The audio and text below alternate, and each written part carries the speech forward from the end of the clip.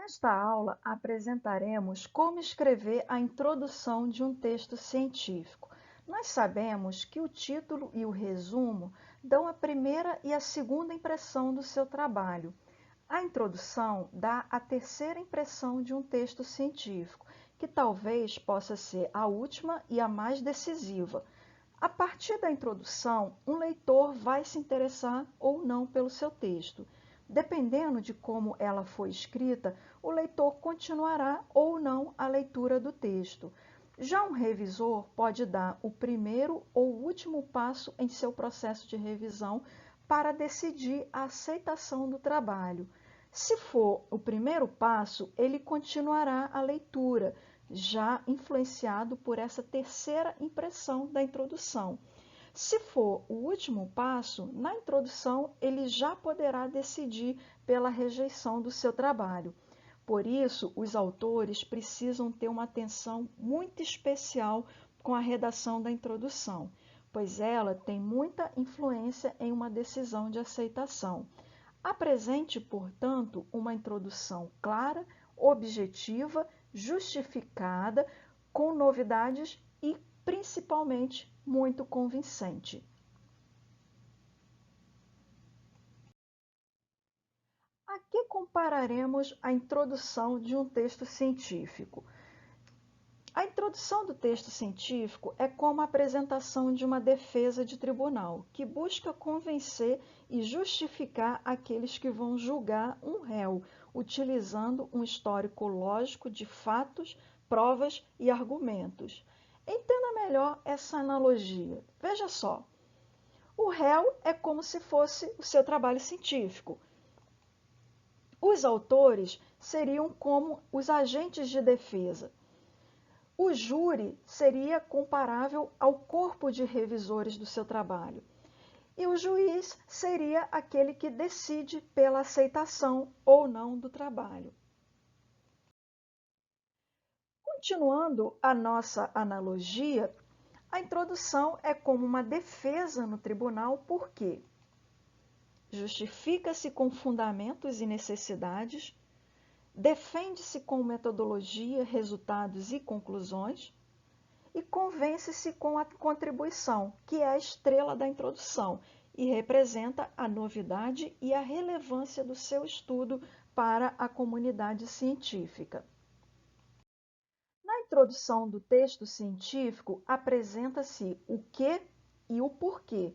A introdução é o espaço do texto científico utilizado para contextualizar, justificar e apresentar. Contextualizar o quê? A problemática, que representa a combinação do problema e a história do problema que levou a uma ideia de pesquisa.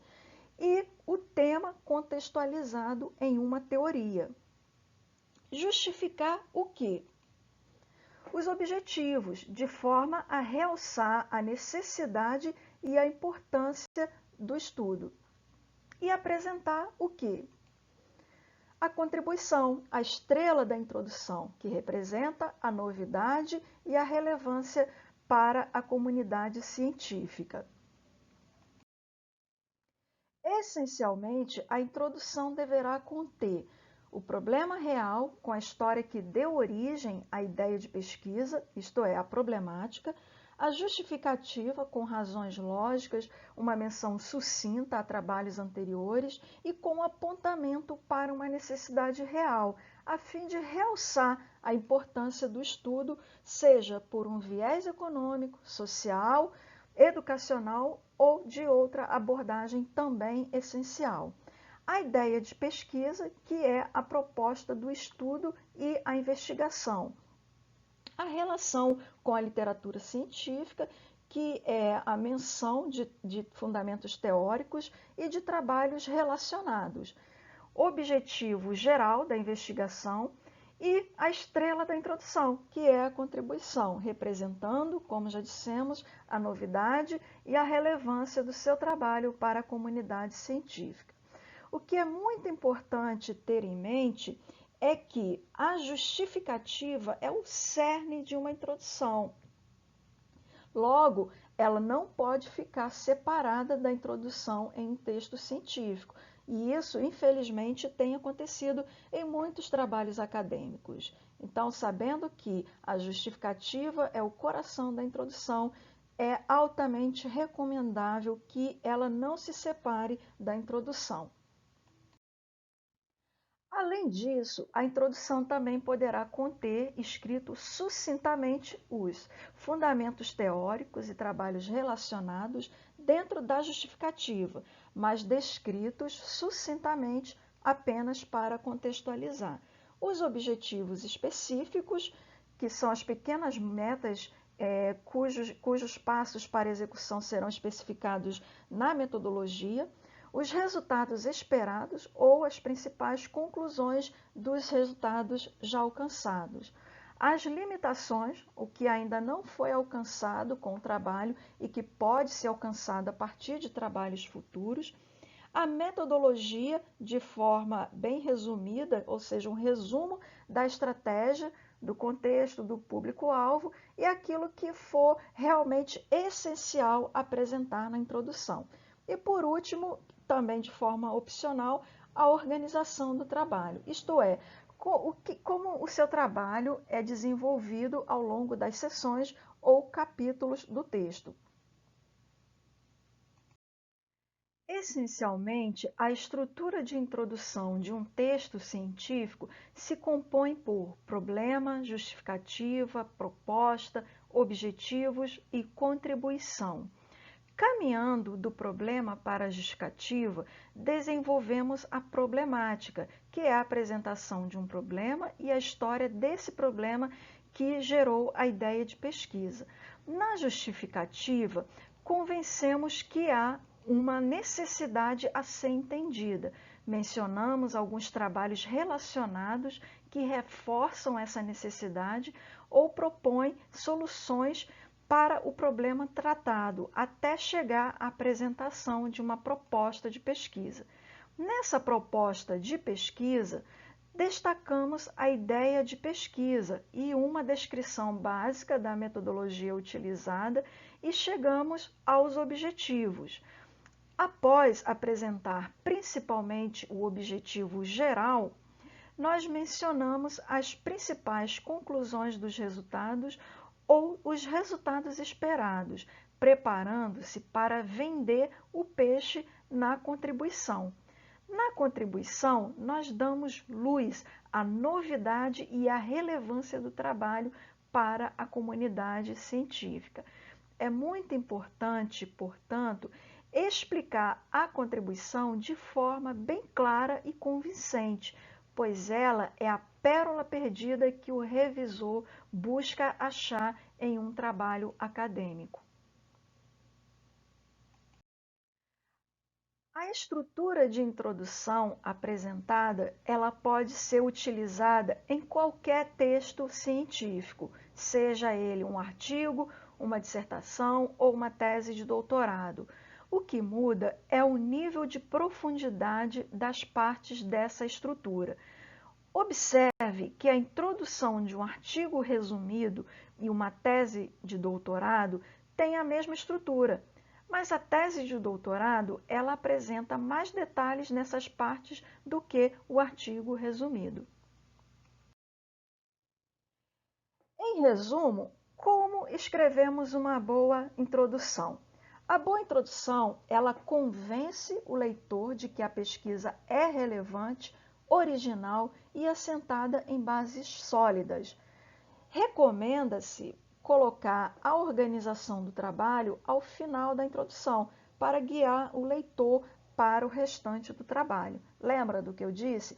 Que a introdução é um convite ao seu leitor para que ele continue a leitura. Então, uma boa forma de promover essa ponte é escrevendo como que o trabalho está organizado, isto é, apresentando por alto cada seção do seu trabalho, para que o leitor já tenha um panorama do que ele vai encontrar pela frente.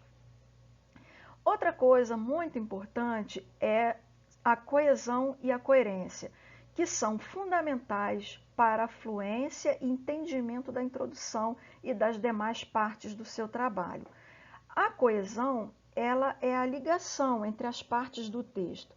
Dessa forma, uma frase continua a frase anterior e um parágrafo continua o parágrafo anterior e uma seção continua a seção anterior. Ou seja, tem que haver esse sentido de continuidade. Em geral, para promover essa continuidade entre as frases, entre os parágrafos, nós utilizamos conjunções. Mas a coerência é que vai determinar se de fato houve uma ligação de ideias. Por isso, não basta apenas colocar conjunções para ligar as frases e os parágrafos. É preciso que se siga uma lógica de apresentação do texto e que se torne coerente. A coerência, ela evidencia a ligação das ideias do texto e a convergência da escrita para os objetivos. Ou seja, tudo que se escreve em um trabalho é preciso caminhar para os objetivos, senão você vai perder as rédeas do seu trabalho. Tenha cuidado, portanto, para não gerar contradições no seu texto, para não perder de vista os objetivos e para não criar textos sem nexo e sem uma organização lógica. Ok? Então, não esqueça, é muito importante no texto científico, não precisa ser um texto rebuscado, mas é importante ter objetividade, clareza, coerência e coesão.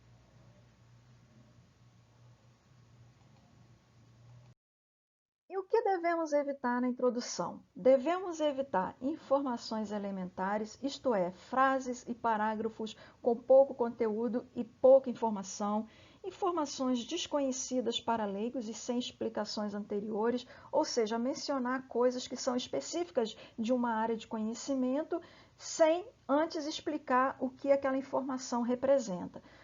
Evitar encher linguiça para aumentar o tamanho da introdução. Isso não funciona no texto científico, uma vez que a objetividade e a simplicidade são valorizados. Evitar redundâncias, mistérios para tentar forçar o leitor a continuar a leitura do texto. Ambiguidades, ou seja, informações com duplo sentido. Polêmicas de cunho ideológico ou religioso. Erros de português, detalhes de metodologia, como, por exemplo, as fórmulas matemáticas, excesso de termos técnicos que não precisam ser apresentados na introdução, mas na metodologia, que será lida pelo conhecedor da área, e já na metodologia já não é mais uma apresentação do trabalho, mas uma descrição de todo o processo. Então, na introdução, como se quer dar a terceira impressão, não é recomendável colocar coisas que vão dificultar o entendimento do texto.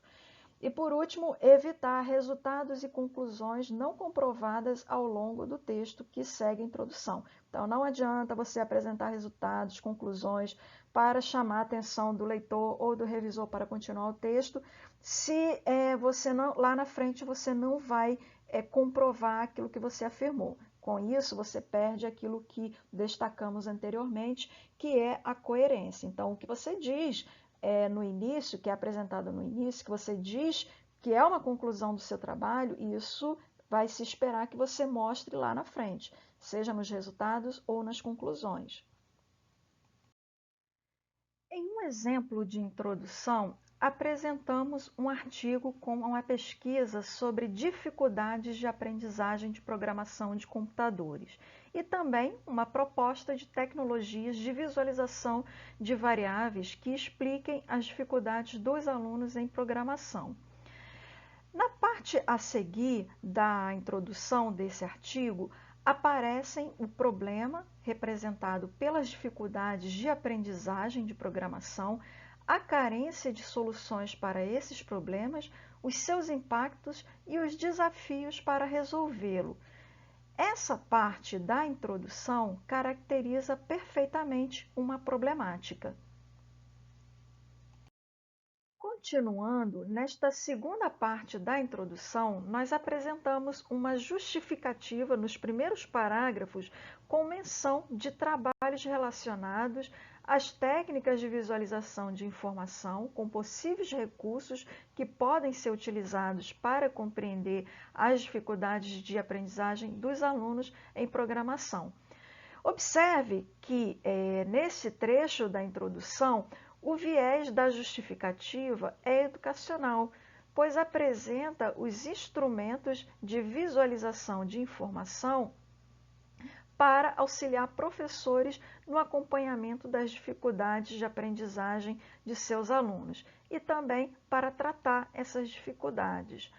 Logo em seguida, após apresentar as necessidades e as vantagens de uma proposta, a partir de trabalhos relacionados, ou seja, a partir de como os recursos que queremos utilizar foram utilizados em outros trabalhos, em outros contextos, nós apresentamos a proposta dessa pesquisa, desse artigo, que é utilizar as ferramentas de visualização da informação para realizar a avaliação diagnóstica de alunos em uma perspectiva multidimensional, isto é, a partir de várias variáveis.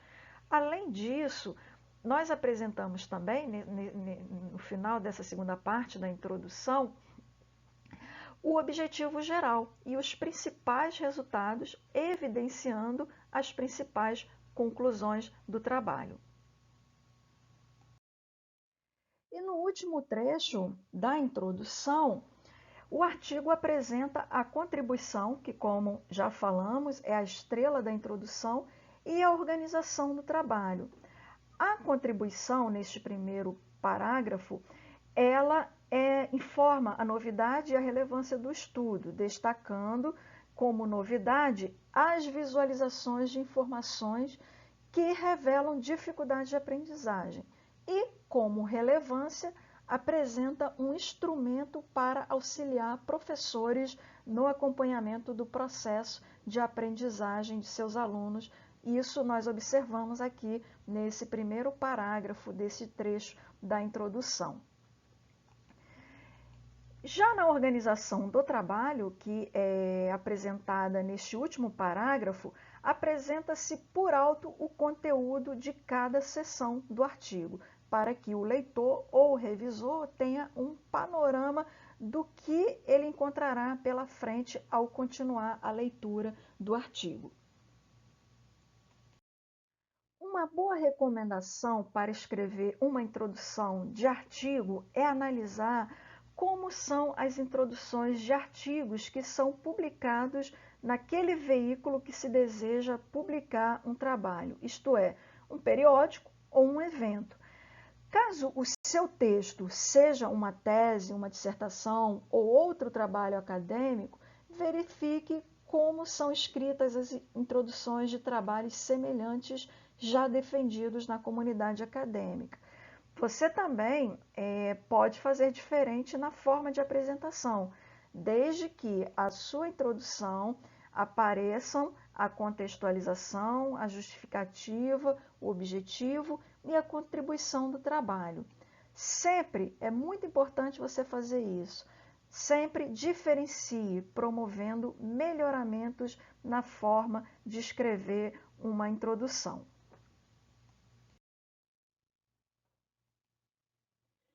Concluindo, tenha em mente que escrever a introdução é uma arte de convencer e defender. Desenvolva essa arte. Lembre-se muito bem disso.